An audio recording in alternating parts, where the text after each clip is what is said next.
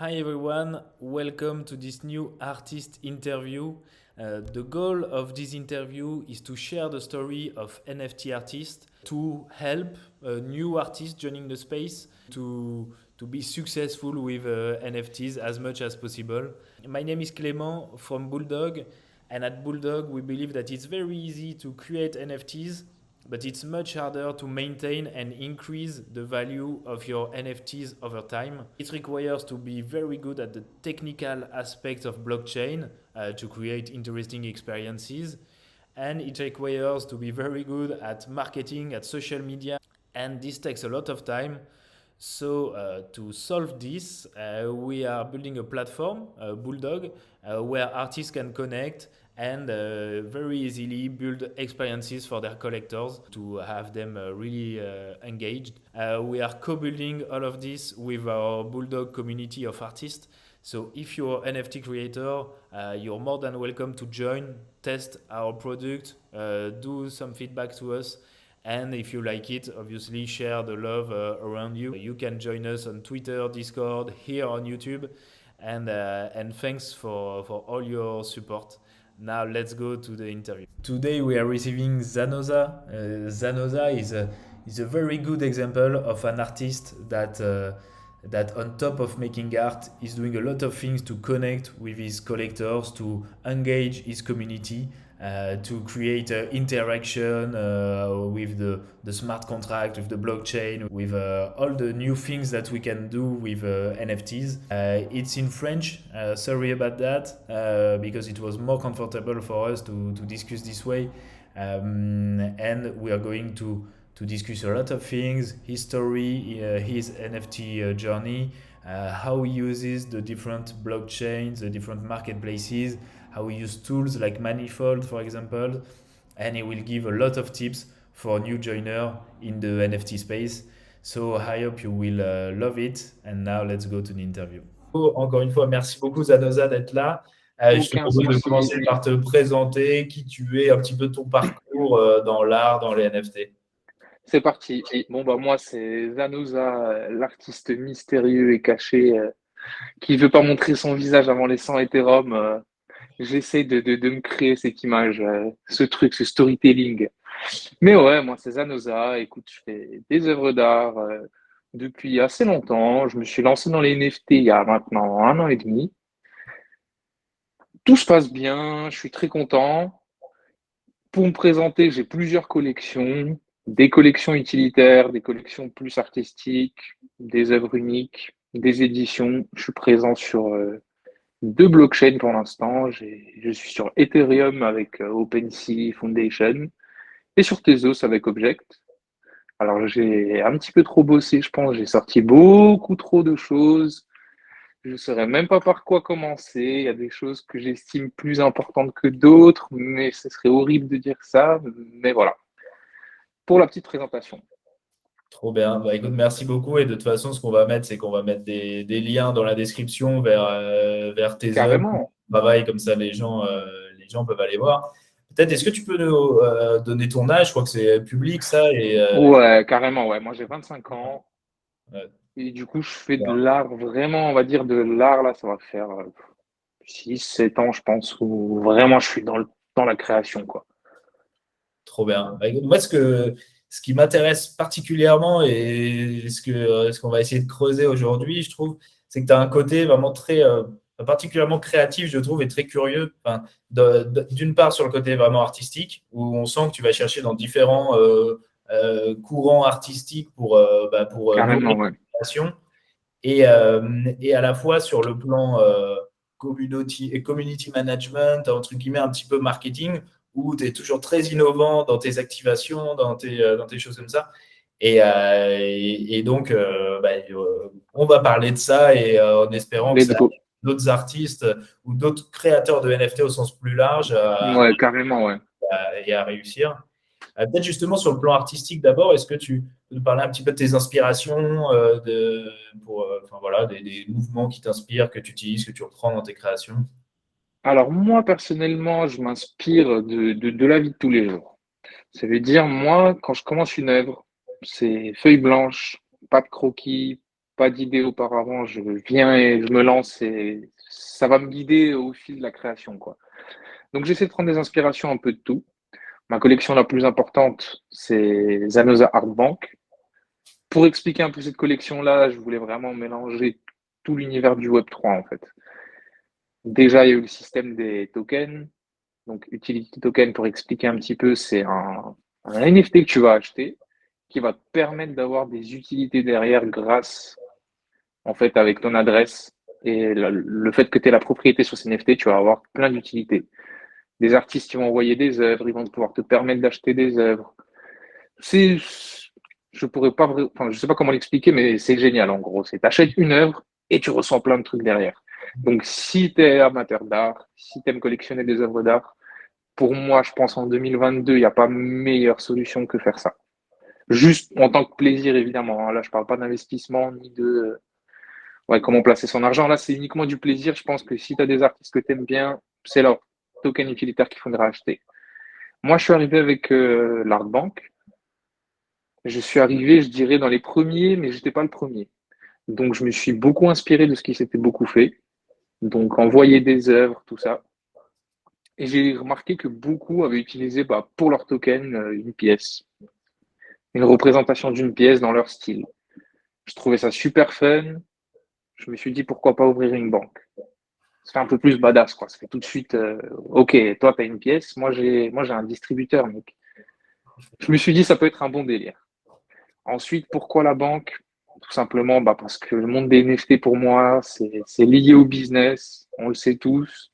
Quand on arrive sur Twitter, c'est tout rose, tout beau. Tout le monde fait des œuvres magnifiques et on adore tout le monde. Mais attention, les requins sont là et ils sont là pour le business. Donc pour moi, tu vois, je trouve, j'ai voulu jouer en fait sur ce côté-là de cette ambiguïté, ce tabou de quand un artiste fait une vente, c'est excellent et quand tu cherches à vendre, on dit que t'es un spammer. Je trouvais ça super fun en fait et je me suis dit écoute, on va mélanger l'argent et l'art.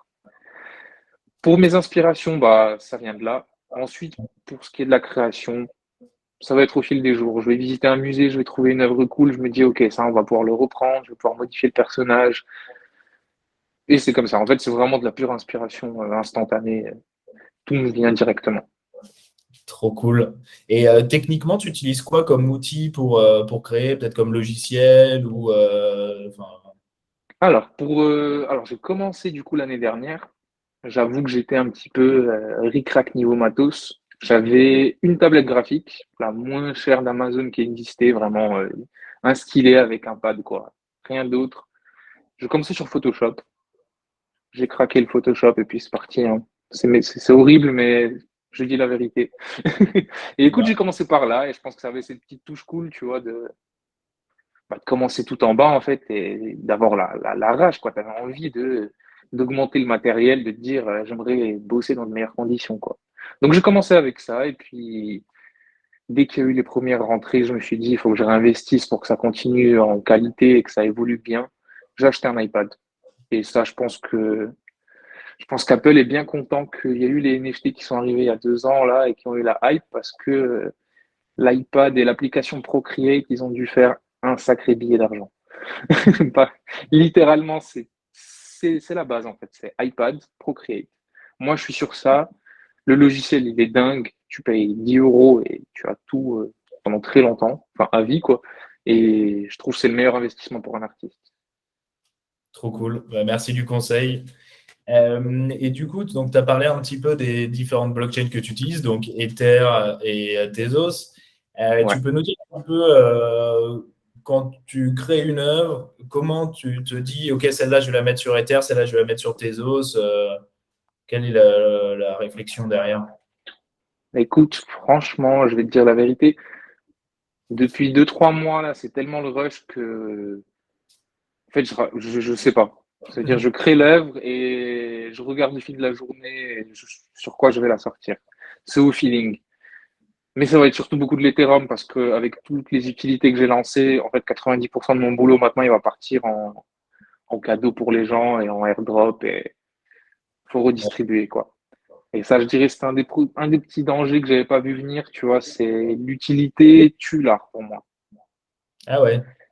Ouais, un petit peu, ouais. Dans le sens où des collectionneurs comme toi qui sont vraiment là pour l'art, même si évidemment on est là pour faire du profit, etc. Mais tu apprécies les œuvres. Moi, je trouve que j'ai beaucoup de collectionneurs dans ma communauté qui sont là vraiment pour tirer le bénéfice, quoi.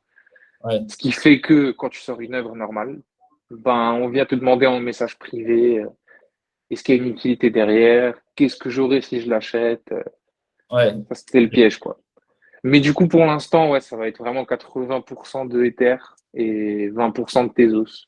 Tezos, c'est de l'amusement, tu sais, c'est là où tu te lâches, c'est la liberté, j'ai envie de te dire, la communauté est cool, c'est plus simple, c'est moins cher, moins de frais. Trop bien. C'est pour se faire plaisir, en fait. Tu sais, c'est quand t'as pas envie de te prendre la tête, hop, je vais sur Tezos, je fais une œuvre qui tue, je la balance, tout le monde est content. Hyper intéressant. Et je reviens sur le côté l'utilité Tular. Donc, effectivement, toi, dans ton retour d'expérience, parce qu'effectivement, tu as fait l'Art Bank Ouais, qui a beaucoup d'utilité dans le sens où, quand on est propriétaire de ce NFT, on reçoit beaucoup d'œuvres. Et je pense que, du coup, c'est ce que tu dis, les gens ont développé un seuil d'attente énorme et exactement, ouais. euh, en attendent encore plus. Et que donc, ouais, en gros, tu trouves que faut faire gaffe là-dedans Ah à ouais, carrément, carrément, les carrément. attentes un peu des gens. Bah, moi, c'est ce que je vois parce que si je regarde ben, mes œuvres 1 sur 1 sur Foundation, par exemple, ça part pas autant un token utilitaire, quoi. Pour te dire, mon ATH, donc ma vente la plus haute en Ether en 1 sur 1, c'était il y a 2 mois. C'était 0,8 Ether, ce qui est dinguissime, hein, on va se l'avouer, c'est ouf. Par contre, mon ATH pour un token utilitaire, là, mon distributeur de JPEG, comme je l'appelle, lui, par exemple, il s'est vendu à 1,3 Ether. Ouais, Et c'est là où je me suis dit, tu vois, ah ouais, ok. Est-ce que ouais, les alors gens ça, c'est cherchent? exemplaire. Pour moi, tu vois, ça a un petit peu tué le truc. Et aussi pour te dire, hein, j'ai eu énormément de messages où les gens m'écrivent littéralement, ah, si j'achète ça, est-ce que j'ai une utilité? Non. Ok, pas de réponse. Ciao. Ouais. Mais tu vois, enfin, en fait, moi, je me dis, ça me choque pas à la limite que l'utility token puisse partir plus cher que les autres. C'est Parce vrai, que, dire, voilà, les mecs, ils achètent, ils ont envie d'avoir l'utilité derrière et s'ils sont prêts à y mettre le prix. Ce qui me choque plus dans carrément. ce que tu racontes, c'est le côté un peu à aller réclamer auprès de l'artiste, tu vois, des trucs, ouais, c'est vrai, on les voit, hein, les mecs, quand est-ce qu'il y a le prochain airdrop, tu vois, qui sont un C'est peu, ça, c'est ça. Bah euh, là, récemment, hein, il y a 2 jours, j'ai eu un message encore écoute, quand est-ce que c'est le prochain airdrop? Moi, j'ai acheté ton token. Il avait acheté du coup le token Zanozai avec l'intelligence ouais, artificielle. Il m'a dit, je l'ai acheté 0,3 Ether. Je t'avoue que ça me fait un peu chier. Il n'y a pas beaucoup d'airdrop. J'ai une critique à faire là-dessus, tu vois, dans le sens où je peux comprendre sa frustration. Comme un de mes collectionneurs lui a bien répondu, il lui a dit, dans un marché, déjà, dans un marché beer market, tout est instable. Ensuite, il faut savoir que tout le monde rentre à des paliers différents. C'est-à-dire qu'il y en a qui vont l'acheter ou l'avoir gratuitement au tout début. Et puis, il y en a qui vont rentrer à l'ATH, je crois, à 0,3. Donc, ça m'a un peu embêté, tu vois. Je me suis dit, ah ouais, ok, le mec, il attend, quoi. Ce qui m'embête le plus, c'est que ce même mec, il n'a jamais partagé aucun airdrop. Il n'a jamais partagé le fait qu'il a acheté mon token. Donc, il est ouais, vraiment venu me réclamer, quoi, tu vois. ouais, ouais. C'était pas, je soutiens vraiment à fond et ça me fait chier, j'ai pas eu mon airdrop. Non, non, c'est vraiment, envoie-moi mon airdrop. Et généralement, ces mêmes gens-là, tu vois, ils vont te faire une bataille pour lister le moins possible. En 1 heure, tu vois, le token, il se détruit, quoi. Ça part à 0,05, ensuite 0,03, 0,02, et c'est la course de celui-là qui le mettra le moins cher. Ouais, ouais, ouais. C'est intéressant ça. Tu peux faire quoi là-dessus en fait? C'est dur, hein? Et c'est là où tu vas faire jouer, tu vois, ton cerveau marketing, en fait. Parce que quand tu es artiste, je t'avoue, tu peux te retrouver, mais bah, tu te retrouves tout nu, en fait. Tu sais plus quoi faire, tu vois.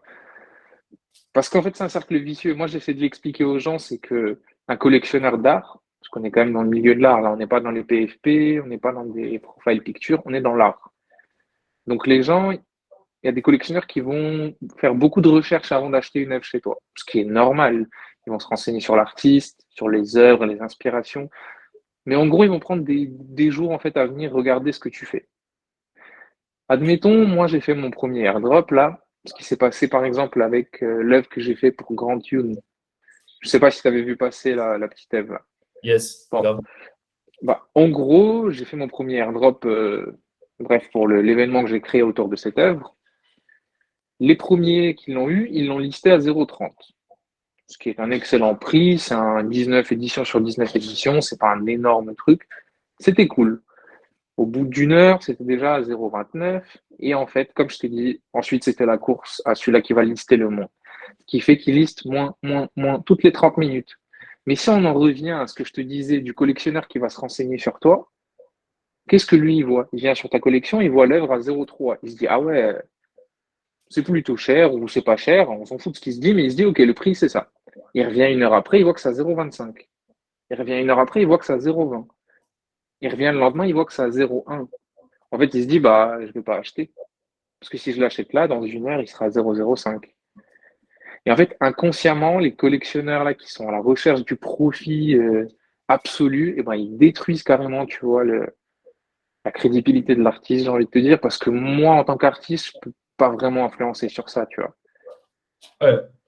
Ouais, en fait, je pense que c'est dur comme truc, mais à la limite, tu sais que de toute façon, tu peux tellement rien faire contre ça que en gros, toi, ton boulot, c'est juste de continuer comme tu le fais bien à créer de la valeur, à t'occuper de tes collectionneurs, entre guillemets, sérieux, tu vois, qui sont C'est là ça, ouais.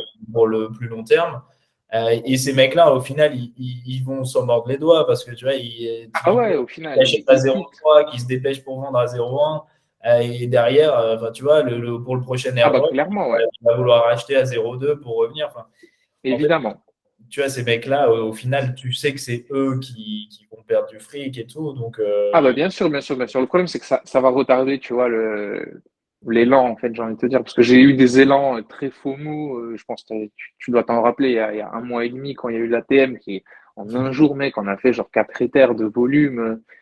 Ils ouais. partaient tous, quoi. On avait fait de la folie. Et ça marche comme ça, c'est de la FOMO, tu vois. C'est resté longtemps parce que les gens, ils ont payé cher. En fait, ça qui était cool, c'est que les gens, ils ont payé cher. Ils sont rentrés au secondaire.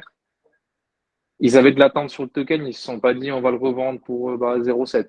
Ils se sont dit, non, non, non, on le bloque. Un Ether, c'est le minimum.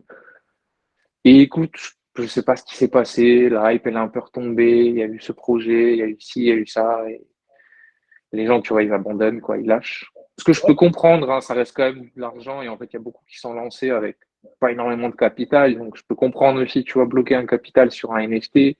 Tu vois que sa valeur baisse. Je peux comprendre les gens qui ont envie de vendre et tout. Comme quelqu'un m'a dit, hein, c'est un marché ouvert. En vrai, on doit comprendre tout le monde. Et... Ouais, c'est ça. En fait, tu sais que c'est entre guillemets un peu le jeu. Bah, ça Bah, c'est ça. très fort, ça baisse très fort. Les gens font entre guillemets un peu n'importe quoi. C'est ça. Et ça va FOMO dans les deux sens. Puis au fond, ils ont acheté. Donc, j'ai envie de te dire, tu peux pas leur dire, ah bah mec, bah, ils t'ont soutenu, ils ont acheté. Donc, tu dois les respecter aussi. Ouais, grave. Mais tu as grave des solutions qui existent. Regarde, l'œuvre que j'ai faite pour Grand Tune, la tribu de pièces que je l'ai faite. En gros, je t'explique. Je me suis dit, je vais me faire mon tout dernier drop d'édition publique. Ce qui veut dire que tout ce qui va sortir après ce drop-là, ça sera que des trucs privés pour bah, ceux qui ont les tokens utilitaires. Soit en vente, soit en gratuit airdrop, mais fini. Je réserve ça à ceux qui ont ça. Le problème, c'est que j'avais mal vu, tu vois, je me suis mal renseigné sur le nouvel outil de Manifold là qui permettait de mint. Moi, je pensais que tu pouvais mettre un prix. Sauf que tu ne pouvais pas mettre de prix. Le truc, c'est que c'était que des free mint. C'était une claim page, en fait. Ça permettait de soit dire ceux qui ont ce token-là, ils peuvent venir récupérer gratuitement le nouveau token, quoi. Ce qui est très cool parce que pour les artistes, du coup, ça te permet de pas dépenser de gaz quand tu vas faire des envois. Ça veut Ok. dire chacun vient et il a juste à payer les frais de gaz et il peut récupérer gratuitement son œuvre. Ouais. C'est pas mal. Le problème, c'est que comme dit, moi, je voulais que ça soit en vente. Donc, en paramètre, j'ai mis édition illimitée pendant le temps de la vente. Et en plus, tu peux en mint jusqu'à 10 par transaction.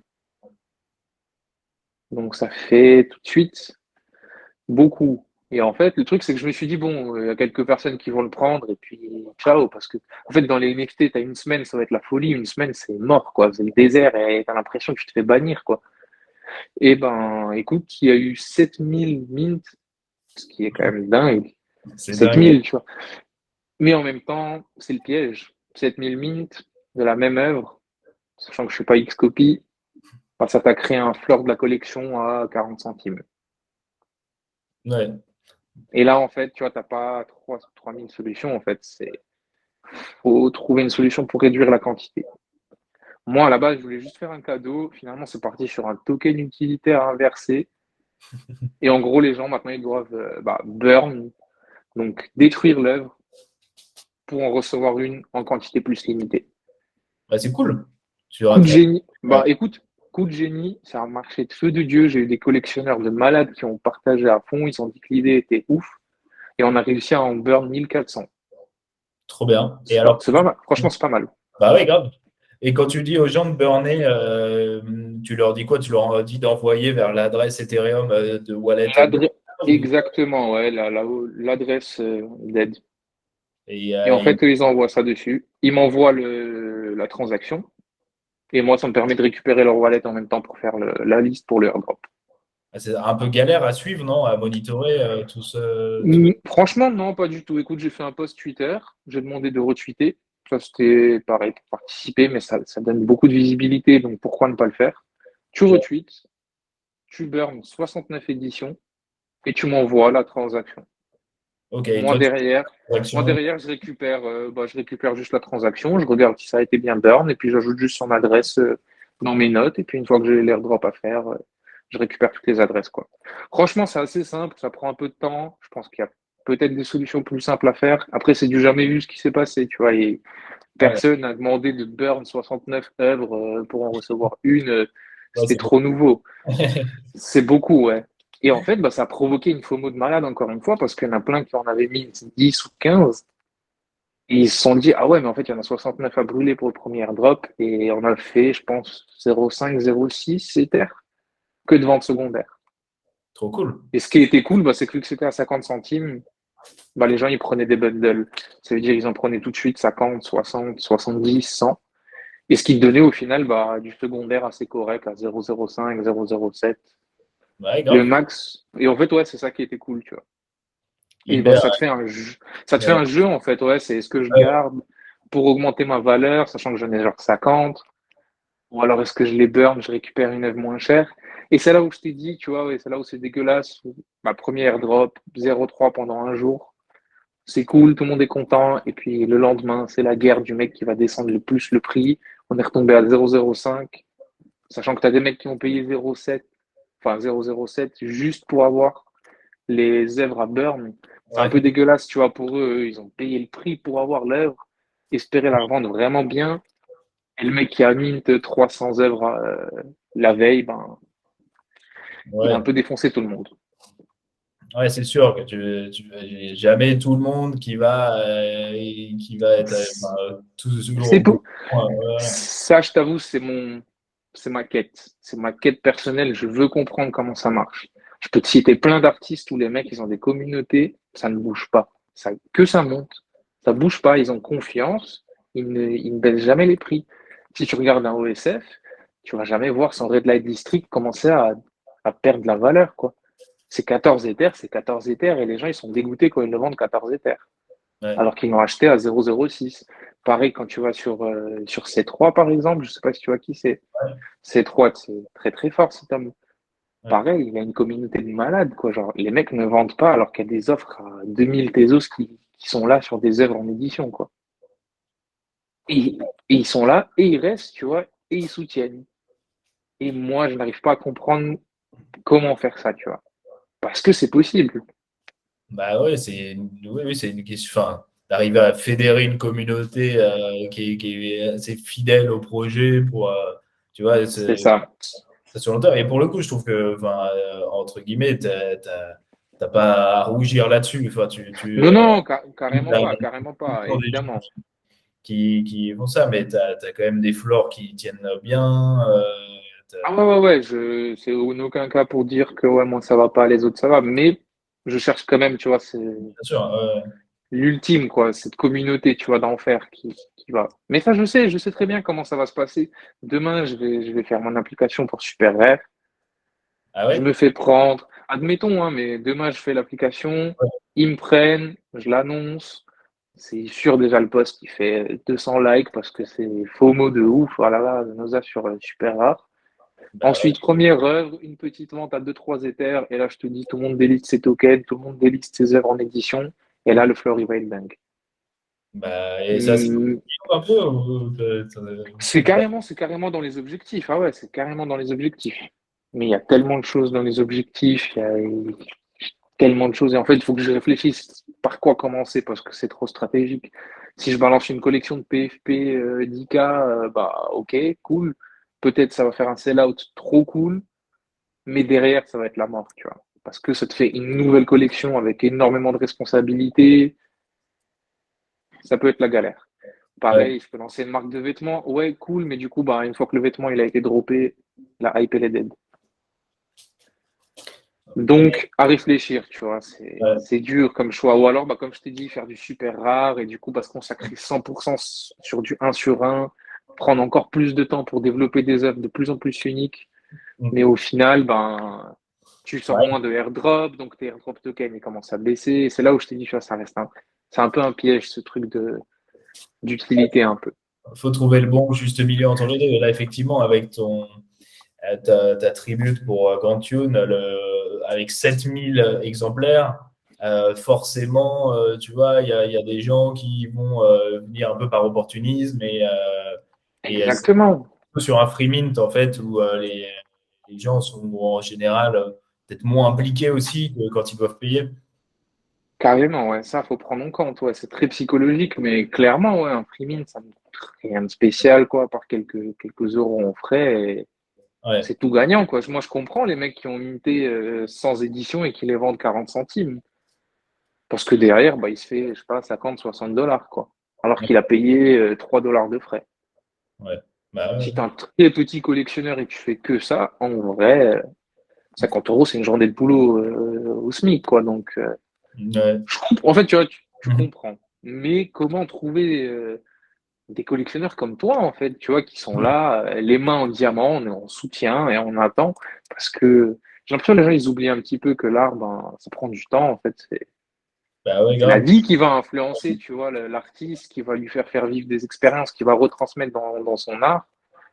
On peut pas dire, je sais pas, Picasso, il a pas fait sa carrière en 3 mois et puis après, hop, la hype, elle est décédée, quoi. Non, non, le mec, il s'est construit sur des années et des événements de la vie qui ont fait que. Et Ouais. dans les NFT, tu vois, les gens, ils oublient un peu, je trouve. Ils Ah, vont mais pas chercher. ils s'en mordront les doigts parce que, enfin, quand Et tu faux mot dans un sens ou dans l'autre, tu finis toujours par regretter. Donc, il faut être exactement, ouais. calme, il faut être patient, s'intéresser aux fondamentaux. Est-ce qu'on quitte personne? En tout cas, merci pour tes compliments sur le fait que tu apprécies que je Ah, mais mec, collectionne. En tout cas, ça va dans pour les moi, deux sens. c'est Ouais, très important pour moi, tu vois. Je parle avec beaucoup de gens qui sont nuls, vraiment, c'est des collectionneurs nuls, qui ne soutiennent pas et qui réclament. Et il y a des gens comme toi qui sont géniaux, tu vois, vous partagez, vous participez. Pour moi, le soutien, il n'est pas que monétaire, en fait. Acheter n'est pas égal soutenir, en fait. Pour moi, acheter, ben, comme on l'a dit, hein, ça peut être en fait juste un investissement. Donc au final, est-ce que tu soutiens l'artiste? Non, tu t'en fous, toi. Ton but, c'est juste de faire un fois deux. Tu penses pas au créateur du Bitcoin quand tu poses 10 000 euros sur le Bitcoin, tu penses juste à ton bénéfice. Et ça, je trouve, tu vois, c'est pas du soutien forcément une vente. Alors ouais, que quelqu'un qui va partager un avis, qui va citer ton tweet ou qui va juste bah, publier son airdrop et dire je suis trop content, c'est trop bien en fait, bah, ça vaut 1000 fois plus en fait. Parce que, ouais, encore une fois, le potentiel collectionneur qui voit ça, il se dit ah, trop bien, il y a quand même une communauté derrière. Les gens, ils apprécient l'art, ils partagent, il y a un petit peu de like. Moi, personnellement, j'ai un petit compte, ça va me faire aussi peut-être un petit peu de like. Je vais intégrer un truc, en fait. Et pour moi, si t'as pas ça, c'est un peu mort. ouais, ouais, ouais, on est d'accord. Même en tant que collectionneur, c'est évidemment ce qu'on regarde. Et du coup, je voulais te poser la question un petit peu des marketplaces que tu utilises Ouais. sur, sur Tezos, sur Ether. Est-ce que tu peux nous dire un petit peu tes préférés, peut-être celles que tu recommandes pardon, à quelqu'un qui débute, Voilà, comment tu navigues Écoute, ça? ça dépend. En fait, ça dépend de quel milieu tu cherches, comment tu veux commencer, et surtout ce que tu veux rester sur le long terme ou pas, quoi. Pour moi, c'est tellement le Far West, c'est tellement ouvert que ça dépend en fait de ce que tu cherches. Pour moi, je pense la façon la plus saine de commencer une carrière d'artiste, crypto-artiste, ça reste Tezos. Beaucoup moins de monde. En fait, c'est beaucoup plus petit.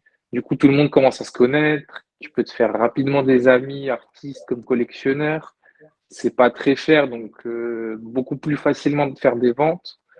Et encore une fois, comme on l'a dit, hein, faire une vente, c'est pas le plus important, hein. C'est derrière que ça va se jouer. Mais pour moi, Tezos, c'est la communauté la plus saine pour commencer de là. Et ensuite, une fois que tu t'es fait, pas un nom, mais une fois que tu es à l'aise avec les NFT sur Tezos, je pense que tu peux bouger sur OpenSea.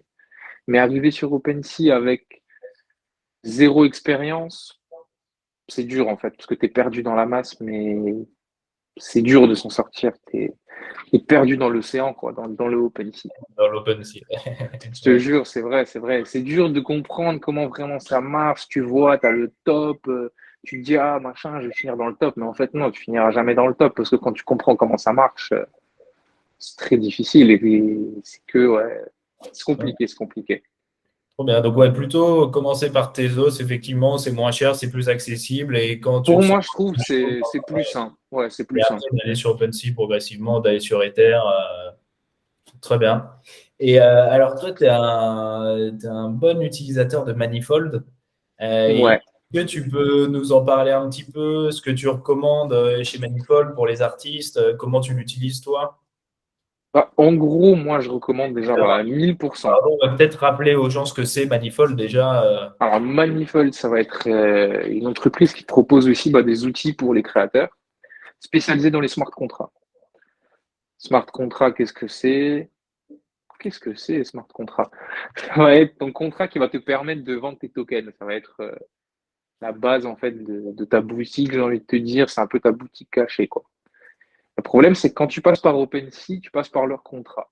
Leur contrat, déjà, il te prend 2% et demi, mais en plus de ça, tu es 100% centralisé et tu dépends à 100% d'eux.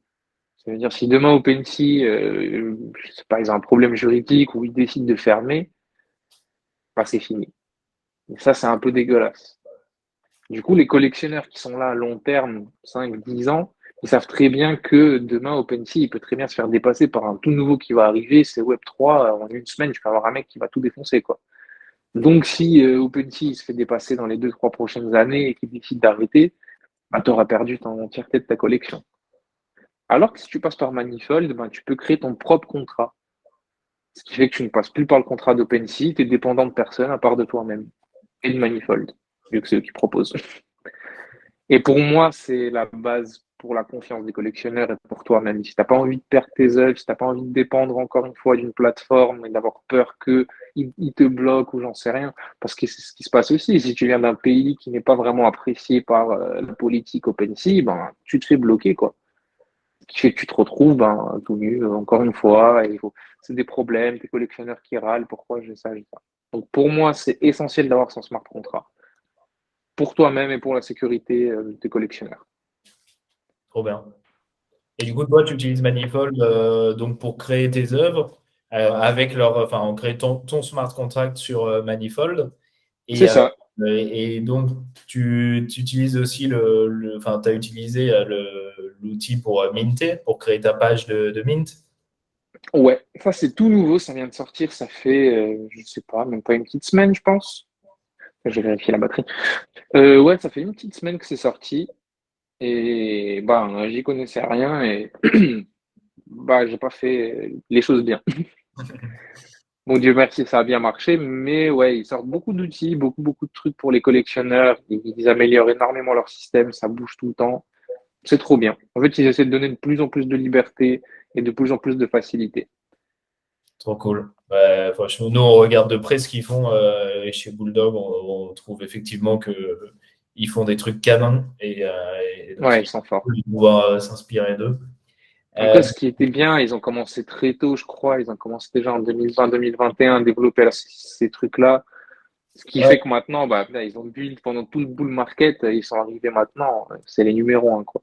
ouais. Bah ouais. Mais ils restent 100% smart contract, tu vois, ils vont pas commencer à aller donner d'autres outils, ça va être vraiment purement du contrat, quoi. C'est leur spécialité. Ouais. Moi, ce que je trouve, enfin, dans leur parcours, je vois qu'eux étaient derrière les gros smart contracts de gros artistes type Pac, Mad Dog Jones, c'est eux Yes. qui faisaient les Ouais, smart. ouais, ouais, ouais, ouais. Et ouais, effectivement, fin 2021, je crois qu'ils ont sorti leur studio, le fait que l'outil soit accessible un peu à Tout le n'importe monde, ouais, qui. ouais. Et franchement, enfin, je suis comme toi, j'invite les créateurs de NFT à aller voir ce qu'ils font. Effectivement, en tout cas, enfin, faut être quand même un petit peu technophile, je trouve, pour prendre en main leurs outils. Tu vois, c'est pas forcément évident si Franchement, t'es pas à l'aise. franchement, non. C'est tout, pour moi, je trouve, c'est tout aussi compliqué qu'OpenSea. Ouais, C'est-à-dire, ouais, en vrai, c'est super simplifié. Tu arrives sur leur page de création, tu mets ton nom, le nom de ton smart contract, et c'est fini, en fait. Tu lances sur création, tu payes tes frais, et ton contrat est créé. C'est ça qui est génial, en fait. Tu n'as vraiment aucun code, rien du tout à mettre, juste le nom, la description, fin. Et derrière, bah, ça marche comme sur OpenSea, je sors mon token, je l'upload, soit je le airdrop, soit je le mine directement. Moi, je trouve que c'est limite plus simple que OpenSea et compagnie, tu vois. trop bien. Bah, écoute, moi, je trouve ça aussi très simple d'utilisation, hein. Maintenant, je me demande quelqu'un qui est pas, tu vois, qui connaît pas trop ces trucs-là, comment il s'en sort. Mais effectivement, en tout cas, ils font Mais un beau j'ai boulot envie de te là-dessus. dire, s'il est pas trop technophile et le Web3, ça va être compliqué tout court, je pense, parce que même pour acheter un truc, mec, moi, Ouais. je me rappelle quand je suis arrivé il y a 2 ans, mais tu comprends rien, quoi. T'es là, tu viens de payer 25 euros de transaction, mais en fait, c'était un truc de confirmation. Tu vas payer 90 $ derrière de reconfirmation d'un truc, mais au final, tu comprends rien. T'as des pop-up qui sortent de partout, ton wallet, il est demandé partout. Ouais. Bon, Quelqu'un ça, qui est pas trop là-dedans, j'avoue, c'est la galère. là, on profite, les frais sont moins chers en ce moment. Ah, c'est magnifique, là, en ce moment, on se croirait sur tes os. Quand tu vois les 80 centimes, les 1 $, mec, pouah, Ouais, ça fait c'est du bien. Ça excellent. change, ouais. Ouais. Et du coup, si on passe un petit peu à la partie, entre guillemets, marketing, alors on en a un petit peu parlé Yes. dans la relation avec les collectionneurs et tout, mais donc toi, comment tu gères justement cette relation avec les collectionneurs, peut-être en dehors de la partie utilitaire, mais je veux dire, peut-être la partie réseaux sociaux, entre guillemets, combien de temps ça te prend, tu vois, de gérer juste tes réseaux sociaux par rapport à la partie vraiment création, quels sont pour toi les trucs qui marchent, ce que tu pourrais recommander à quelqu'un peut-être qui débute pour se faire un peu connaître sur les Ouais. réseaux sociaux. Alors franchement, j'ai pas de recette miracle. Je t'avoue, j'apprends tous les jours encore, mais pour moi, l'essentiel, c'est d'être sincère. Ensuite, ne pas chercher à vendre, en fait. C'est sûr, c'est notre but à tous d'artistes, hein, c'est de vendre nos œuvres, mais surtout pas dire achetez chez moi ou venez m'acheter, ça. Non. Pour moi, c'est vraiment, tu viens juste pour discuter à la base. C'est pour ça que je dis un truc sain, vraiment, tu es une personne normale qui fait des œuvres, mais tu viens juste pour dire le good morning, demander comment ça va, pourquoi tu collectionnes ces œuvres, c'est vraiment être un humain avant tout. Ça, c'est le conseil de base pour tout le monde. C'est même pas marketing, c'est vraiment soyez vous-même, discutez avec les gens, échangez, demandez, c'est le meilleur à faire. On est tout de suite tenté en fait quand on commence à mettre des posts de vente. Pourquoi on n'achète pas mes trucs? Alors je vais remettre un post. Je vais aller sur les topics de Chill, tu sais, où tu as tout le monde qui balance ses œuvres limite comme si c'était des robots. Pour moi, ça, tu vois, faut pas faire ça. Ouais. Ça marchera pas, tu perdras beaucoup de temps. Tu as l'impression, en fait, mais c'est du mensonge à ton cerveau. Ça marche pas. Par contre, tu peux aller, comme je t'ai dit, voir un gros collectionneur, lui demander comment il collectionne, c'est quoi ses critères de recherche. Et en tant qu'artiste, ben, de littéralement lister tous ces points et de les appliquer à toi-même. Ensuite, pour ce qui est du marketing pur, ben, faut innover. Faut innover, innover, innover, innover. Toujours trouver un nouveau truc, une petite récompense pour ceux qui ont déjà investi, pour ceux qui ont déjà été là avant toute cette FOMO, elle arrive. Donc, les mettre bien eux, donner envie aux autres de venir, être créatif, quoi.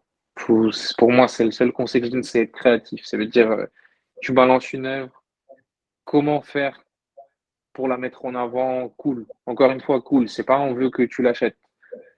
On veut te donner, on veut te montrer un univers, un truc vraiment stylé qui va te donner envie d'acheter. On te dit pas, viens, achète-nous. Non, non, tu vas voir le truc, tu vas dire, ah ouais, c'est génial, je le veux. Et ça, je pense, c'est la base, tu vois, du marketing NFT, c'est d'être humain et d'avoir des concepts tellement cool que les gens, ils ont envie d'acheter d'eux-mêmes, en fait. Ouais, Sinon, tu vas t'attirer, en fait, cette base une base de collectionneurs un peu pourraves où ils ont acheté et c'est limite, ils t'en veulent, tu vois. Bah, donne-moi ce que je veux maintenant. J'ai rapporte-moi. acheté, et tu me dois des trucs, quoi. Alors que, bah, non, en fait, je suis artiste. Ouais, ouais, Je te dois rien, moi, à la base. ouais, ouais, grave, ouais, hyper intéressant. Et du coup, toi, ça te prend combien de temps de faire ça? Enfin, en gros, Franchement, moi, je suis un vrai drogué des réseaux sociaux. C'est-à-dire, je pense, je passe quand même entre 5 et 7 heures par jour, ce qui est énorme. ouais, Coup c'est de beaucoup. chance, avec mon boulot, je peux être sur mon téléphone. C'est pas dérangeant. Donc, déjà, il y a bien 2 heures qui se perdent sur le téléphone en même temps que le boulot. Sinon, ouais, l'après-midi, je jongle un petit peu entre vie de famille, création, et réseau, mais en vrai, c'est du 24h/24, quoi. Il y a toujours des notifications, il y a toujours quelqu'un qui va commenter un truc, il y a toujours quelqu'un qui sera là. Chaque interaction, elle est bonne pour un échange, en fait. Donc, pour moi, c'est beaucoup de temps, mais c'est pas 6 heures d'affilée, en fait. Faut pas voir ça comme, OK, aujourd'hui, j'ai 6 heures de réseaux sociaux à faire, ça va être la galère, j'ai pas envie de faire ça, j'aime pas ça. Non, il faut Ouais, vraiment le voir comme, j'ai des potes sur les réseaux sociaux, et ben juste, je vais aller discuter avec eux, quoi. Enfin, trop et bien. si tu arrives à te créer ce truc ce truc sain et pas je me force à aller discuter, je me force à sortir le good morning tous les jours. Non, non. Tu viens, c'est tes amis, tu discutes avec eux et au final, tu prends du plaisir. Moi, c'est pour ça que je passe 7 heures, c'est parce que je prends du plaisir, en fait. Je vais Ouais. discuter avec l'autre, un collectionneur. Au final, j'ai eu une idée, on a échangé. C'est juste trop cool pour moi. Je le vois pas comme un boulot de marketeur ou quelque chose comme ça. Hyper intéressant. Et du coup, si tu dis d'aller, enfin voilà, d'aller discuter avec les gens Ouais. et potentiellement avec des collectionneurs et tout, mais concrètement, enfin, tu dirais de commencer par quoi? Moi, je suis un nouvel artiste. Je me dis, je vais sur Twitter parce que c'est là où ça se passe. Je crée mon compte Twitter et imagine, tu dois partir de zéro. Là, tu dis, tu irais parler à Ok. qui? Comment t'engagerais la conversation avec qui? Enfin, Alors déjà, moi je dirais, est-ce que tu recommandes? Je pense sur Google, tu peux trouver un petit top 10 des meilleurs influenceurs crypto. Enfin, crypto NFT.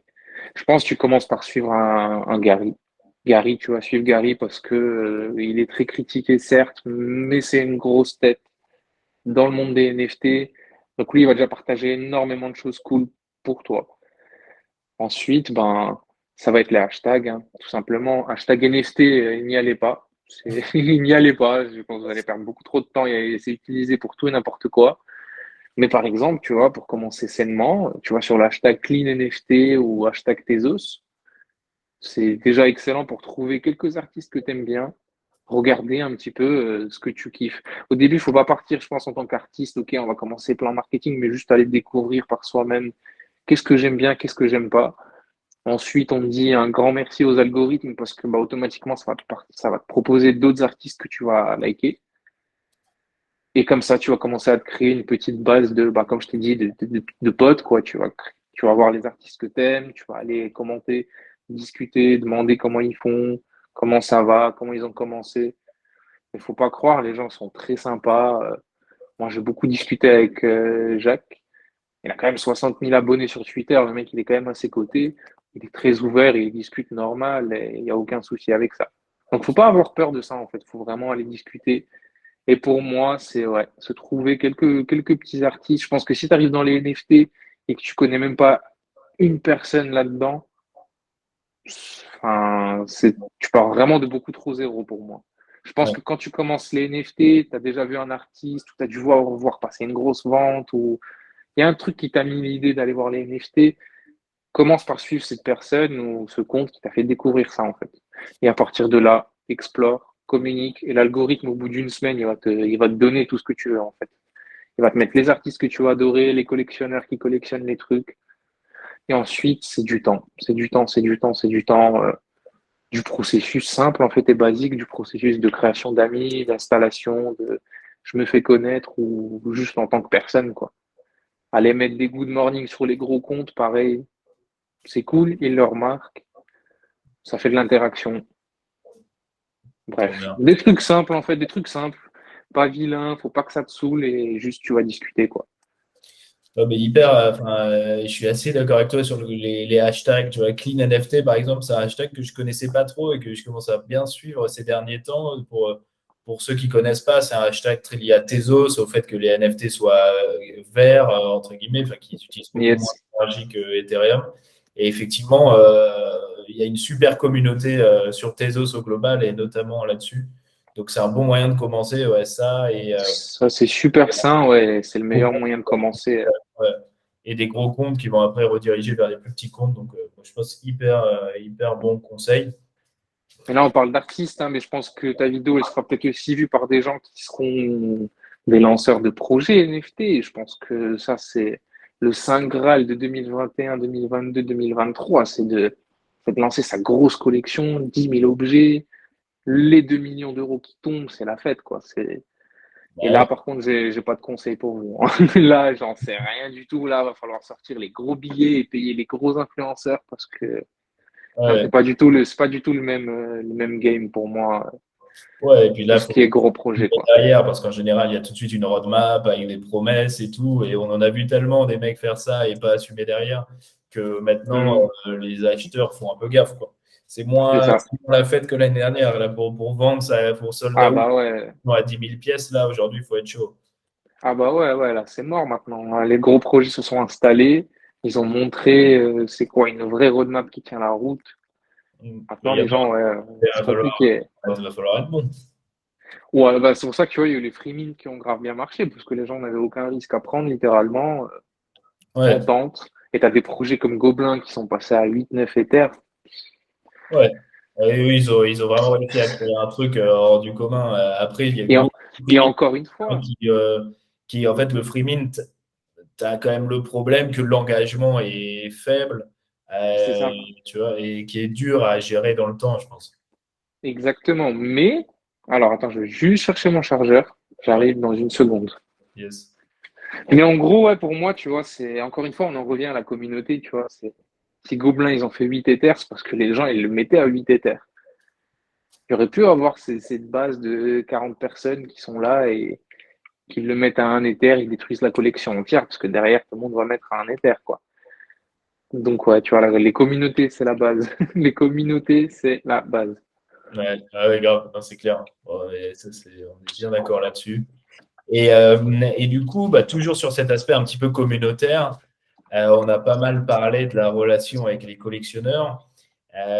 Si on parle un petit peu avec les autres artistes, oui, j'avais deux questions à te poser un petit peu. Déjà, toi-même, je crois que tu collectionnes des œuvres d'autres artistes. Ouais, carrément, ouais, moi j'adore ça. Comment, enfin, voilà, quel est ton rapport à ton côté collectionneur? Comment tu vois les choses? Et Écoute, je t'avoue que c'était un petit peu stratégique à la base. ouais, Non, bah vas-y, je t'ai coupé. vas-y là-dessus et je te poserai ma seconde question après.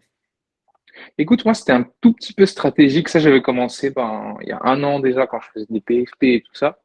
Je me suis dit, en fait, c'est simple. Je reçois de l'argent.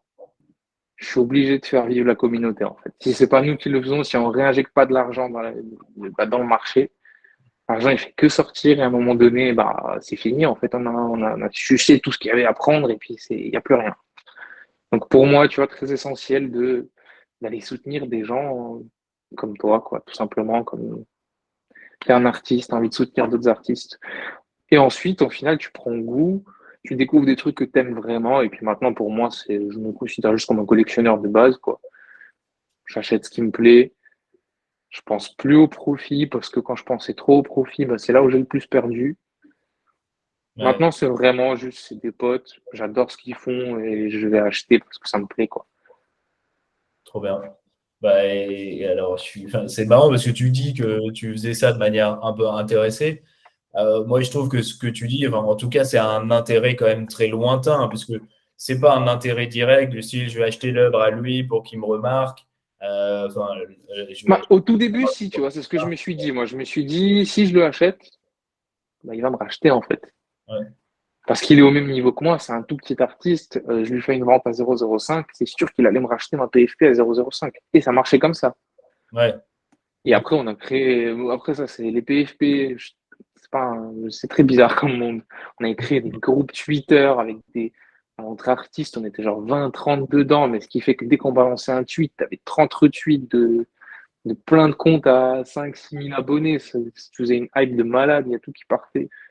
Mais c'était trop un bien. peu, c'était très vente, quoi, tu vois. Au Ouais, final, les gens, ils s'attendaient à tirer un gros bénéfice et pas forcément. ouais, ouais. Ok, Et non, bah, moi, pour moi, c'est important, tu vois, de comprendre tout le monde. Il y a de l'investissement, il y a des collectionneurs, et dans 90% des cas, bah, c'est les deux, quoi. Le ouais, mec, il t'achète une œuvre qu'il aime, ok. Mais si demain, il voit que son œuvre, elle vaut 0 €, ça pique un peu, tu vois. Même si tu l'adores, ton œuvre, ça fait un peu chier. Tu te dis, putain, le truc, il vaut zéro, quoi. Genre, il vaut rien. C'est ouais, horrible, je trouve. C'est important d'avoir cet équilibre entre j'ai une œuvre que j'aime et en plus, elle a une valeur, quoi. Et c'est trop bien. C'est vraiment une vraie œuvre pour moi. yes. Et du coup, avec les autres artistes, tu fais pas mal de collabs. Ouais. Ça m'intéresse de savoir un petit peu bah, est-ce que tu kiffes dans les collabs, comment tu te dis avec tel mec, ça serait intéressant d'en faire une, quel est le processus créatif aussi à deux, Ok. comment vous coordonnez pour sortir l'œuvre, combien de temps ça prend? Alors, en question marketing, pour moi, collaboration, c'est très important dans le sens où c'est là où tu vas pouvoir déjà te faire voir par la communauté de l'autre artiste. Parce qu'un retweet, c'est bien, mais ça se perd très vite dans l'océan de tous les tweets. Une collab, ça veut dire il va publier, tu vas publier, on va mélanger nos deux communautés. Les deux sont gagnants là-dedans, marketingment parlant. Ensuite, moi, en termes de créativité et de processus artistique, moi, j'aime explorer. Je pense que tu as dû le voir avec moi. J'ai 50 styles différents. Un jour, je te sors un truc en peinture à l'huile. Le lendemain, c'est super glitch. D'un coup, c'est Xcopy. D'un coup, ça va être Mona Lisa. Moi, j'aime explorer. Mon cerveau, il pense trop. Alors, j'ai besoin d'exprimer ça sur mes toiles. Et je pense qu'au final, tu vois, je me cherchais beaucoup à un moment donné en me disant, mais je n'ai aucun style, en fait. Je fais que de faire des trucs nouveaux tous les jours. Et je me dis, au final, peut-être c'est ça mon style, en fait. C'est de faire plein de trucs différents. Et peut-être qu'à terme, c'est ce que j'aimerais bien, c'est de concentrer tout ça pour en faire vraiment que des 1 sur 1 uniques avec tout le style mélangé. Et bref, pour en revenir au collab, pour moi, marketingement, c'est magnifique. Et pour la création, moi, juste, j'aime explorer. Ça veut dire, j'ai pas de critères. Tu peux être n'importe qui. Moi, je prends. Moi, je prends la collab. Peu importe. Même si tu as 30 abonnés, je prends. Je m'en fous. Parce que, en fait, ça va être l'exploration. Ça va être trop cool. Moi, je vais m'attaquer à un truc que j'allais pas m'attaquer à la base et c'est trop bien. Bon, bah, le message est passé. Si on a des artistes qui regardent la vidéo, qui veulent collab avec toi, ils t'envoient un DM et ça part. Exactement. Et attention, après, il faut prendre en compte le temps aussi, hein. Parce que j'ai eu beaucoup, beaucoup de demandes de collab. Je te parle, pour moi, c'est marketing, hein, parce que moi, j'ai demandé énormément de collabs quand j'ai commencé ma collection. Je t'avoue, j'ai pas eu beaucoup de réponses. Moi, je l'assume. Je vais tout de suite voir des gens qui sont beaucoup plus forts que moi, bah, pour en tirer bénéfice de leur communauté. Et puis moi, pour me performer moi-même, quoi, en me disant, je me mets une petite pression. Vas-y, le mec, il est super bouillant. Moi, je commence. Faut que je me mette à son niveau. Je t'avoue, on m'a beaucoup refusé en me disant, bah, pas le temps, machin, peut-être dans 6 mois, on verra, on verra, on verra. Et puis, dès qu'il y a eu les ventes qui commençaient à partir, dès que la FOMO, elle s'est un petit peu créée, il y a eu de l'interaction, des ventes secondaires. Là, d'un coup, tout le monde était OP, d'un coup, tout le monde a du temps dans la semaine. Vas-y, on va collaborer ensemble. Donc, je pense que je suis pas tout seul, tu vois, à penser ce truc d'intérêt, de la collaboration, d'échange, machin. Ouais. Et encore une fois, hein, c'est pas méchant, hein, c'est normal. Et ouais, et artistiquement, bah moi, pas de limite. Moi, je me dis juste, j'ai envie de tester, de mélanger mes styles avec tout le monde et voir ce que ça donne. c'est la surprise à chaque fois, tu vois, de découvrir l'œuvre moi-même. Je redécouvre l'œuvre et je me dis, ah ouais, c'est trop bien, quoi. Ou des fois, c'est nul. Mais moi, je pense que c'est trop bien et les collectionneurs me disent, ouais, c'est pas ouf, hein. Je t'avoue que ça m'est déjà arrivé où j'ai sorti une collaboration et en fait, le mec, personne l'aimait, quoi. Tu sais, le mec, c'était le gars détesté, quoi. Le Ah cash ouais, grabber de base qui a copié tous les styles. Moi, je suis arrivé en mode innocent, trop gentil. Mais le mec, carrément, vas-y, collab et tout. C'était à l'époque où j'étais sur Tezos. Ça veut dire tous les jours, mes enchères, elles partaient à 50, 40 Tezos. Ce qui était cool. Là, je balance l'enchère, même pas 5 Tezos. Personne en voulait. Ça veut dire c'était le vide dans le Discord, personne. Et c'est ça aussi le truc drôle, tu vois, c'est dans les NFT, quand ça va pas, personne te dira ça.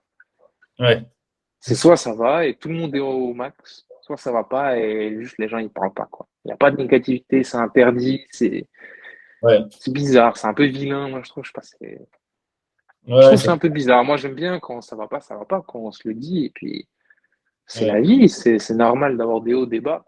Et ouais, je me rappelle ce jour-là, ben rien, tu vois, c'était le vide, quoi. Pas une seule interaction, pas une petite flamme qui pop dans le Discord, rien. Et j'avais des collectionneurs avec qui je discutais en privé, évidemment, et ça, je trouve que c'est très important en tant qu'artiste de discuter en privé avec ses collectionneurs, et qui m'ont dit littéralement, ouais, mec, mais l'artiste avec qui t'as collaboré, on l'aime pas trop ici. Le mec, il a copié la moitié de tous tes Os Games, c'est pas cool, quoi. bah, Bon, bah, du coup, moi, c'était une expérience, tu vois. mais c'est sûr que c'est toujours délicat d'aller dire à un artiste dans un Discord public, ouais, ça, enfin, tu vois, c'est toujours plus simple en one-one. Enfin, moi, Oui, bien sûr, évidemment, ouais. que j'aime bien, tu vois, le côté, quand tu as un truc positif à dire, tu le dis devant tout le monde, et quand tu as un truc plutôt négatif, tu le dis en one-one. Mais par C'est contre, vrai, ouais. tu vas peut-être pas attendre que la personne vienne te demander alors t'en as pensé quoi et tout. Peut-être tu veux te dire spontanément, de Ouais, pas hésiter à aller dire aux gens, enfin, clairement, ouais, ouais. de feedback un peu constructif. C'est Euh, ça, c'est ça. ouais. Alors, c'est vrai que c'est intéressant comme vision parce que c'est vrai que le NFT space a un peu tendance à être le monde des bisounours Ah où bah, clairement, clairement. tout le monde is gonna make it et la réalité, c'est un peu moins glam, quoi. Mais je te jure que c'est la vérité. Moi, ça me dégoûte. Enfin, ça me dégoûte un peu dans le sens où moi, j'essaie de sortir des œuvres émotionnelles. Et si on suivait que le monde des NFT, bah, comme tu as dit, ce serait que des doodles et puis des petites BD trop colorées, machin. Alors que non, tu vois, on est des artistes. On a plein qui parlent de la mort, de plein de trucs, d'émotions, de machin. Et on est là tous à se dire, ouais, trop magnifique, trop magnifique. Bah, je suis pas le mec qui vient de te sortir un crâne dégueulasse, complètement glitché. C'est pas magnifique, c'est émotionnel, c'est fort, ça touche, mais c'est pas magnifique, c'est plus fort que ça pour moi. Et tu vois, ça, on en revient toujours à ce truc de ouais, trop beau, trop beau, trop beau, trop beau, trop Ouais. beau. Et au final, on se limite à cette positivité unique, tu vois, et on oublie un peu ses vraies émotions, je trouve, qui est le Ouais, côté artistique. un petit peu parfois, ouais. C'est ça, toi, demain, tu peux tomber sur une œuvre qui va te rappeler un moment dur de ta vie, par exemple. Tu vas pas dire, ah ouais, trop magnifique, je vais la mettre dans le salon. Non, non, ça va être ton œuvre qui va te toucher, qui va te rappeler un moment, tu vas l'acheter parce que elle a cette connexion avec toi. Mais tu vas pas te dire, elle est magnifique. Je sais pas, ça représente un moment horrible de ta vie, mais tu as besoin ça t'a touché, quoi. Et Ouais. pour moi, il y a plein de trucs comme ça où je vais acheter des œuvres des fois qui sont pas belles ou quoi, mais juste ça te touche. Et je trouve qu'on ne parle pas assez de ça, tu vois. C'est beaucoup, juste, soit c'est beau, soit on ne dit rien. Très cool comme retour. Et ouais, si ça peut aider certains qui arrivent, entre guillemets, dans le NFT et qui veulent engager la discussion, bah voilà, d'essayer d'avoir cette petite couche d'authenticité en plus, quoi, de dire, en fait, si une œuvre vous a fait ressentir quelque chose, bah, de l'expliquer, même si ce ne sera pas forcément toujours les mots les plus, enfin, tu vois, les mots Exactement, parfaits. ouais. Et en tout cas, au moins d'essayer d'être un peu sincère et de dire bah, ce que l'œuvre t'a fait ressentir plutôt que dire juste que c'est beau. Côté art, Exactement, ouais. c'est mieux apprécié d'avoir un retour sur l'émotion qu'on ressent. C'est clair, c'est clair. Et puis les collectionneurs, un conseil, hein, c'est aller voir les artistes, quoi. Allez les voir, discuter avec eux. Un petit message, un petit salut, j'aime ce que tu fais, c'est excellent. Un petit retour, une nouvelle œuvre qui vient de sortir, un petit message de retour pour l'artiste, c'est dingue. C'est en fait, faut pas oublier, demain on est à la maison, on fait un petit repas pour sa chérie ou inversement. Si ton compagnon, il mange le repas et puis il te dit pas un mot, il te dit rien, il te regarde poker face, bah, t'es dégoûté un peu. Toi, t'es là, t'as voulu faire plaisir, t'as fait un petit plat, tu t'attends juste à ce qu'il te donne une critique, quoi. C'est bon, c'est pas bon. Bah là, Ouais, c'est pareil, tu vois, t'es artiste, t'as balancé ton truc, on attend un avis, quoi, constructif ou pas, mais un avis, quoi. Et ouais. quand c'est positif ou négatif, moi, je trouve que c'est important d'aller voir l'artiste et de lui dire, il le prendra surtout pas mal. S'il le prend mal, bah, c'est un artiste bizarre parce que pour moi, je trouve que c'est super important la critique et si tu le prends mal, bah, t'as pas compris l'idée de l'art, en fait. Et même, et réutiliser ça, ça veut pas dire que ton œuvre est mauvaise ou pas, mais juste, ouais, donner un avis et ce sera super et ça engagerait une conversation et peut-être que tu découvriras des trucs de l'artiste qui te feront vraiment donner envie d'acheter derrière, quoi. Toi, ça t'arrive de dire à d'autres artistes, par exemple, que tu collectionnes, de leur dire, ouais, cette œuvre, elle était pas dingue, tu aurais pu faire. Enfin, peut-être Ah pas ouais, comme ça, mais carrément, en tout ouais. cas, de leur faire des feedbacks un peu constructifs, ouais. Ah ouais, carrément, ouais, ouais. J'ai énormément de conversations avec plein d'artistes avec qui je collabore même pas forcément, hein, mais on dirait que si tu nous vois sur Twitter, tu dirais ils se connaissent même pas, alors qu'on parle tous les jours ensemble et ouais, on a énormément de conversations sur ça. On balance énormément d'artistes entre nous qui nous copient et tout. Il y a eu des petites histoires d'un gars qui avait 3 comptes. Ah On ouais. l'a grillé, le mec avec 3 comptes, avec 3 tokens utilitaires. Au final, genre, tous ces trucs étaient copiés d'un peu partout. Il y avait aucune recherche artistique, rien. Et le mec était là, quoi. Il avait des collectionneurs et tout. Et moi, le seul truc qui me dégoûtait, c'était pas lui. Lui, je le comprends, encore une fois. On peut pas juger. Peut-être qu'il a une situation compliquée. On n'en sait rien. C'est une opportunité, les NFT. Fais ce que tu as à faire. Par contre, ne pas citer les artistes que tu as copiés, bof. Et surtout, bah, faire sortir de l'argent de collectionneurs qui potentiellement attendaient une vraie recherche artistique, je trouve que c'est dégueulasse, tu vois. Ouais. C'est du Ouais. pur cash grab, quoi, et dans le monde artistique, c'est un peu moche, quoi. Dans le PFP, ok, on connaît, c'est vraiment l'Eldorado, c'est le Far West. Mais artistiquement, je trouve que c'est horrible de faire ça. Et tu as des tips, toi, pour, je sais pas, pour un collectionneur, quand on découvre un artiste, entre guillemets, s'assurer que ce ne soit pas des œuvres copiées, Ouais, peut-être. carrément, carrément, ouais, carrément. Alors, pour s'assurer que ce soit des œuvres copiées ou pas, je t'avoue, il n'y a pas vraiment de tips. Ça, tu peux pas, c'est dur, c'est dur. Faut connaître, en fait, faut être un peu dans le milieu et connaître un peu tout le monde, tu vois. Là, c'était vraiment trop flagrant. C'était tous mes potes qui se faisaient copier. C'était abusé, quoi, le truc. Mais je suis sûr que, mais c'est même pas, vous le connaissez. Je le connais. Je te dirai en privé, je vais pas faire de drama ou quoi, mais tu le connais, cet artiste. Ah oui, Tu as même des œuvres de lui, je suppose, je pense, ouais. quoi que je vois. Mais bref, ouais. Des tips, ça va être, franchement, après, c'est encore une fois, c'est personnel et c'est pas une formule magique, mais regardez si l'artiste est assez présent sur les réseaux parce que c'est ça qui va faire que le projet il va vivre. Ensuite, achetez uniquement ce que vous aimez. Donc, il faut que ça vous plaise. Les goûts, les couleurs, ça ne se discute pas. Un truc moche pour moi peut être magnifique pour toi. Donc, ne pas commencer à comparer ou se dire, est-ce que... Non. Si ça te plaît, tu peux y aller.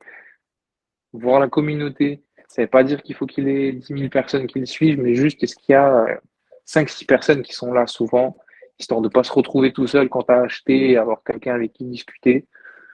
Et pour moi, je pense que c'est tout, tu vois. Il n'y a pas de limite. Tu peux commencer à suivre quelqu'un et le supporter comme un dingue, même s'il a 10 abonnés. Et justement, c'est les personnes qui ont 10 abonnés qui ont besoin qu'on les soutienne à fond. Donc ouais, pour moi, c'est ça. Tu vas regarder s'il y a une petite commu. S'il n'y en a pas, c'est possible aussi, hein. Mais du coup, de devenir sa petite commu, aller voir ce que t'aimes et voir quand même que la personne soit assez présente sur les réseaux parce que pour moi, ça reste quand même super important. Ouais. Ok. Et il y avait une autre question. Probablement que tu vas me répondre non, vu que tu veux rester anonyme et tout, mais est-ce que tu rencontres dans la vraie vie parfois tes collectionneurs ou d'autres artistes? Est-ce que vous vous rencontrez ou pas trop? Je t'avoue, non, j'ai des amis que j'ai poussé à faire des NFT, mais c'est des amis avant NFT, donc ça compte pas. Mais Ouais. sinon, non, pas du tout, pas du tout, pas du tout. Donc, c'est pas prévu d'aller faire des events NFT, des choses Ah comme si, carrément, carrément, ce ça, serait des avec grand exhibitions. plaisir. Ouais. Moi, mon objectif, là, c'est l'année prochaine d'aller à New York, tu vois, ce serait un grand Ouais, objectif, je pense. Parce que vraiment, une fois que tu es passé par là-bas, tu vois, c'est ouais, là où il y a une vraie truc qui s'installe. Parce que j'ai vu plein de gens percer. Je me disais, mais pourquoi ils ont percé comme ça du jour au lendemain? Les mecs, qui sont là, ils sont passés de, je sais pas, de 0,5 Ether à 10 Ether de floor, what the fuck? En fait, non, le mec, il était littéralement un événement à New York, et puis il a discuté avec les bons collectionneurs, et puis ça a matché, et puis voilà, quoi. Pour moi, c'est très important. Ok. Là, pour l'instant, je garde mon image cachée, j'ai rien à cacher, hein. C'est vraiment pour faire genre, hein. C'est vraiment pour faire genre, je le cache et qu'il y a un petit mystère derrière et que je vais essayer d'en jouer derrière marketingement, mais moi, en vrai, très ouvert à tout ce qui est Bien. événement, rencontre et carrément avec grand plaisir. Trop bien. Bon, bah écoute, on se donne rendez-vous à New York l'année prochaine. Ouais. Avec grand plaisir, j'espère que je paierai le jet. C'est pas très clean NFT, ça, pour le coup. Ouais, Non, c'est vrai, c'est vrai, c'est vrai. On peut y aller en barque, ouais, un voilier, quelque chose comme ça. Ouais. carrément. Et du coup, est-ce que tu utilises, autre question, qui a rien enfin, pas complètement rien à voir, mais est-ce que tu es, un mec du métaverse? Est-ce que tu utilises des trucs genre CryptoVoxel, Sandbox, Decentraland? Non, pas vraiment. Pas vraiment. Je vais te répondre simplement, j'ai pas le temps. Ouais, J'ai pas le temps. Si tu accumules 6 heures de Twitter, une vie de famille, un petit boulot à côté, en plus, tu vois, moi, je bosse à côté, ça veut dire vraiment, je suis déterminé, quoi. Parce que 90% des mecs que tu vois qui sont là et qui sont même, au même niveau que moi, j'ai envie de te dire, avec leur compte, leur communauté, en termes de vente et de flore, ils ont tous quitté leur boulot, tu vois.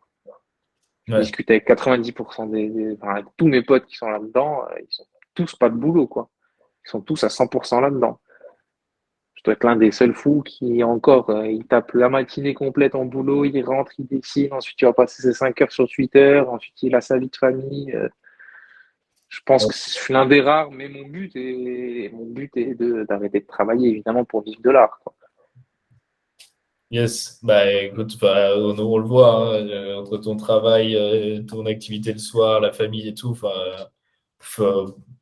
prends soin de toi, quoi. Tu vois,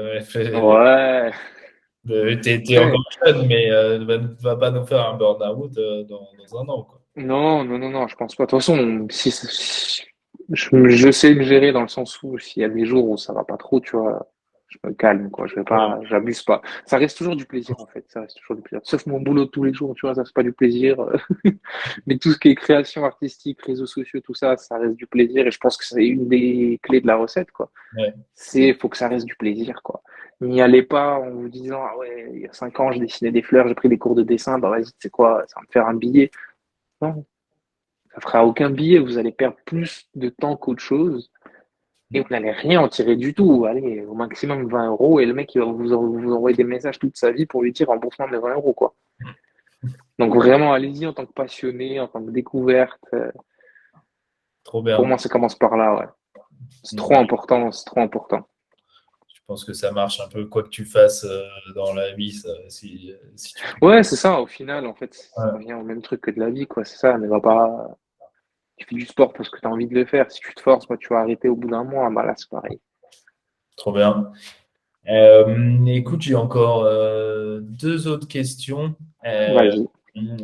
c'est déjà, quels sont tes prochains projets? Je sais pas dans quelle mesure tu peux en parler, de choses que tu Hum, veux.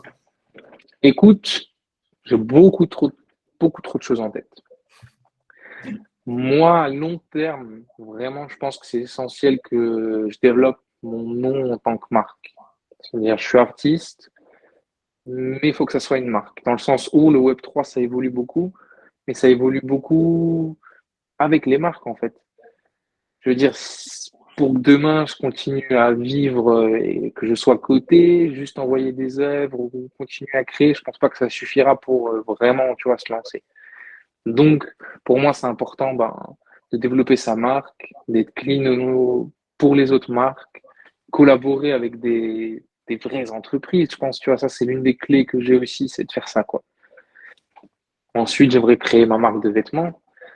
Pareil, pour avoir quelque chose de physique, tu vois, physique lié au Web3, avoir, par exemple, avec ton ATM, bah, tu pourras venir claim ton drop de vêtements et pas juste un merch ou un truc collé sur le t-shirt, mais vraiment ton vêtement de marque quali, développé, et que tu viens récupérer uniquement avec ton wallet, tu vois. Et ça, je pense que ça va vraiment pouvoir révolutionner un peu la mode, quoi, et puis ce système de trucs, comment dire, ouais, de contrefaçon, quoi. Demain, tu vois, Suprême, t'es jamais sûr que le mec porte du vrai Suprême, t'es jamais sûr que la fille, elle a un vrai sac Louis Vuitton. Bah là, tu vois, avec Zanoza, tu pourras être sûr parce que bah, si t'as pas ce NFT, tu n'as simplement pas le vêtement. Et ça serait un des trucs, tu vois, à développer. Par contre, ça va prendre du temps, encore une fois. Si les gens, ils sont là, ils espèrent que je leur renvoie leur t-shirt dans 2 semaines, ça sert à rien, venez pas. C'est en développement, ça va prendre du temps. Mais ça, c'est un truc, tu vois, que j'ai vraiment envie de faire. Hyper Et intéressant. ensuite, artistiquement, me concentrer beaucoup plus sur les one of one. Vraiment me développer en tant qu'artiste, tu vois, que remettre en fait au goût du jour l'art plus que l'utilité parce que je trouve que, comme je t'ai dit, tu vois, ça a un petit peu tué les œuvres. Ce qui fait que les one of one, ils sont là, ils attendent et les trucs utilitaires, ils partent à des prix de fou, quoi. Et moi, je râle pas, hein, je suis très content, hein, comme je t'avais toujours dit, moi, le plus important, c'est mes collectionneurs avant tout. Moi, c'est bien, mais mes collectionneurs avant tout. Parce que si mes collectionneurs, ils prennent, je prendrai automatiquement, en fait. Yes. Mais pour moi, tu vois, le plus important, c'est les collectionneurs. Donc, je me dis, avec une marque de vêtements, ça peut être vraiment cool pour vous, quoi, ceux qui collectionnent. Ça donne un vrai truc physique, ouais, c'est un vrai truc physique, un vrai truc cool que tu peux toucher et tu te sens vraiment récompensé derrière. Donc, ouais, je pense que c'est ça, tu vois, me concentrer sur les one of one. Après, bien sûr, encore une fois, objectif de tout artiste, bah, de lancer pourquoi pas des PFP, dans le sens où, par exemple, l'OSF, très grand artiste, énormément d'innovation, énormément d'implication dans la communauté. Mais c'est ces PFP qui l'ont fait vraiment connaître et exploser dans le sens où c'est ta publicité numéro un, quoi. Les gens, ils le portent fièrement en photo de profil. Il n'y a pas meilleur pour se faire voir que ça, quoi. Ouais. Donc, lancer des PFP, ça serait cool. Mais j'ai pas envie de rentrer dans une histoire de roadmap, de trucs bizarres, de projets de jeux vidéo, de machin. Non, tu vois, moi, ce serait des PFP, tu portes le nom Zanoza et, par exemple, bah, donner accès à des drops de vêtements. Donc, imagine, tu viens sur ton site, tu connectes ton wallet et ça te dit tout de suite à quoi tu as le droit, à quoi tu n'as pas le droit. Tu as un ATM, tu es au max. Tu peux acheter tous les drops, du plus rare au moins rare, tu as même des trucs numérotés. Si tu as une PFP, bah, tu as accès à des drops limités en 10 000 exemplaires. Et si tu rien, bah, tu viens et puis tu achètes ton petit charme de base, quoi, mais qui est tout aussi cool et que tout le monde pourrait kiffer, quoi. Et je pense que ça, à terme, ça serait je pense, dans 5-10 ans, mais dans 5-10 ans, ça va être vraiment, tu vois, le futur. De Et on va venir développer. avec un truc, une carte fidélité du futur, quoi. T'as une carte fidélité, t'arrives et elle te débloque des pouvoirs que d'autres n'ont pas. Et si les gens ils suivent ta marque, bah, ils vont se dire, ouah, trop de la chance, tu vois. Lui, il a ce truc, lui, il a ça, lui, il a ça, il a ce vêtement-là. Pour moi, je pense que c'est vraiment le truc cool, quoi. Ça va être hyper intéressant parce que pour le coup, enfin, c'est vraiment un peu la vision de Bulldog de permettre aux artistes de créer ce genre d'expérience d'interface où les mecs se connectent, ils Bah ouais. wallet. En fonction de ce qu'ils ont dans le wallet, ils ont accès à différentes expériences, machin. Donc, ouais, écoute, on va être amené à se reparler, je pense. Ah bah clairement. Bah, je sais pas si tu savais, je sais pas si tu avais suivi, mais Manifold, justement, ils ont créé une passerelle comme ça pour Shopify. Ce qui veut dire que quand tu crées ta boutique Shopify, tu peux intégrer Manifold dedans qui va te permettre d'identifier des déteneurs de tokens. Ok, non, je savais pas Donc, ça, mais tu vois, c'est déjà possible maintenant de venir ouais, créer ton ouais, Shopify, de faire ta boutique et en plus d'installer ce Web3 dedans, quoi. ouais, bah, trop bien. Trop bien. Euh, Mais après, comme dit, hein, c'est tout nouveau, ça c'est à peine lancé, personne l'a vraiment encore utilisé. ouais, grave. Et puis, Mais ouais, enfin, il y a plein de trucs à faire. Tu vois, tout ce que tu as dit pour accéder à d'autres œuvres, là, c'est pour accéder à des produits à acheter, mais entre c'est guillemets, ça, c'est ça. pour en vrai. Mais accéder à d'autres œuvres, etc., il y a trop de possibilités. Et en fait, les artistes, je trouve, on est obligé d'innover, tu vois. On a une possibilité infinie de créer des trucs de malade. Se limiter à une petite peinture que tu as pris en photo et que tu as balancé sur OpenSea, moi, je trouve, ça vaut pas le coup, quoi. Ça va pas survivre sur 5-10 ans. Par contre, si tu vois, tu as créé un système de burn, de machin, d'utilité du mec, s'il a ces 2 œuvres, et ben, il peut en avoir une troisième. Là, pour l'instant, c'est du méli-mélo. Et dans 5-10 ans, on en reparlera parce que ça sera de la nostalgie. Ça va te rappeler des bons moments de quand tu as passé ton samedi soir sur Discord à essayer de choper cette œuvre parce qu'en fait, tu voulais ça, ça, ça. Et je pense que la vraie valeur, tu vois, elle va sortir là. Parce que Ouais, pour l'instant, pour moi, c'est les contacts qui font ta valeur. C'est-à-dire, si tu as les bons contacts, je t'avoue, j'étais dans un groupe de gens gros collectionneurs. On bossait sur un projet, mais je suis sorti du projet parce que pour moi, c'était trop Web2 et c'était Ouais. littéralement les mecs qui se prenaient pour des galeries, tu vois. Genre, c'est des collectionneurs avec beaucoup d'argent et ils ont voulu tirer un peu plus de thunes en utilisant les artistes. Je suis sorti du projet parce que littéralement, je leur ai dit, en fait, je pourrais le lancer sans vous, le projet. Ouais. Dans le sens où, bah, en fait, à part vos contacts, vous ne servez pas à grand-chose. Et c'est vrai. Et au final, bah, ils ont fait sold out en 10 minutes. Tous les artistes ont touché leurs 3 Ethers. Et puis, super, tu vois. Mais c'est que du contact, du contact, du contact. Il n'y a pas vraiment de. C'est pas organique, quoi, pour moi. Bah, écoute, c'est hyper intéressant en tout cas de voir ton niveau d'ambition. Parce qu'en général, quand je pose la question quels sont les prochains projets, bah voilà, on parle des prochaines œuvres, des trucs comme ça.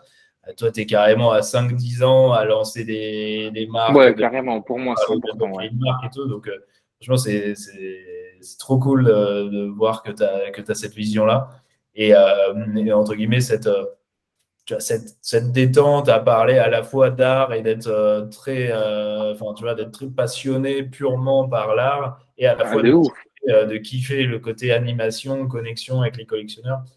Euh, Ouais. donc, franchement, hyper inspirant, je pense, bah, pour tous les artistes qui nous regardent, même pour le J'espère. là, franchement, je suis convaincu. Et du coup, dernière question, est-ce que tu peux nous recommander, alors je dis trois, mais si c'est moins, si c'est plus, c'est pas grave, trois artistes peut-être qui t'ont inspiré dans ton travail ou que tu trouves hyper intéressants en ce moment, enfin voilà, trois artistes que tu as envie de dire aux gens d'aller voir. Alors, écoute, je vais t'en citer 6, je pense.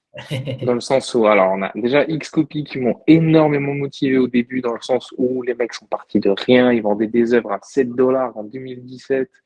C'était du pur kiff. Et le temps, tu vois, il a payé. Le temps, il a payé. Les gens, ils ont vu le génie du machin.